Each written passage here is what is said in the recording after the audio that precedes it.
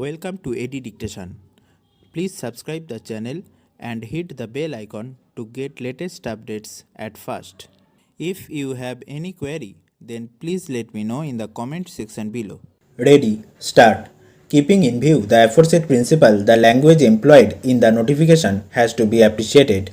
Benefit of Department of Tax is granted under certain terms and conditions. One of the terms and conditions pertains to repayment of deferment of tax amount by the industrial unit. The first part of subpara within bracket 1 of para 5 stipulates that the repayment of deferred tax amount shall have to be done after the completion of eligibility period of deferment or the prescribed percentage limit of fixed capital investment, whichever reaches earlier. In the case at hand, the period of exemption has been converted to period of deferment of tax. There is no dispute that the assessee has availed the exemption for a period of 6 years and he is entitled to deferment of tax for the rest of the period which commenced in 2006. It is the next part of the said subpara which requires to be understood. The notification lays a clear postulate that repayment of total deferred amount shall have to be done in 10 equal 6 monthly installments in such a manner so as to be completed within 13 years from the date of start of deferment.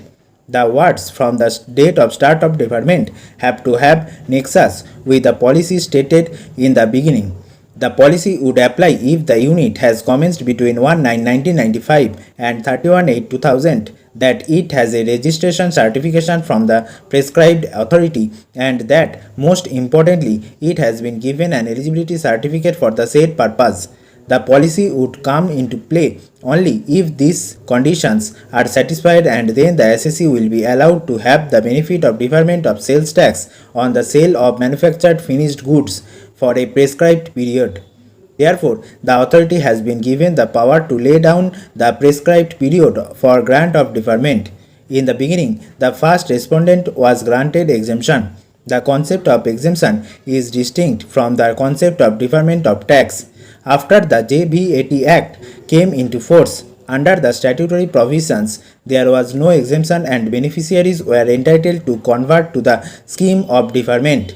The period remains intact, that is 8 years.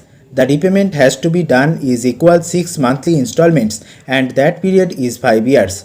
The repayment commences after completion of eligibility period of deferment or the prescribed percentage limit of fixed capital investment, whichever is earlier.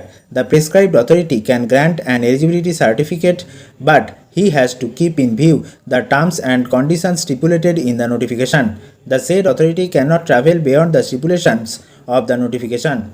The language employed in the notification conveys that the grant of certificate has to be such that after expiration of the eligibility period, the amount has to be paid back within a span of 5 years, but the gap cannot exceed 13 years from the date of start of deferment.